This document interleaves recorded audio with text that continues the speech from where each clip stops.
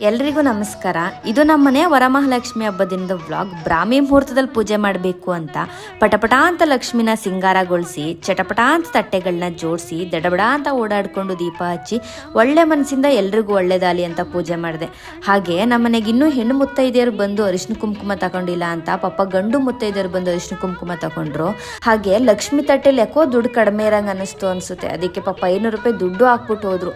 ಇದ್ರದ್ದು full vlog DS Kannada vlogs YouTube channel ಇದೆ, ಒಂದ್ಸತಿ ಚೆಕ್ ಮಾಡಿ. ಕಮಲದ ಮೊಗದೋಳೆ ಕಮಲದ ಕಣ್ಣೋಳೆ ಕಮಲವ ಕೈಯಲ್ಲಿ ಹಿಡಿದೋ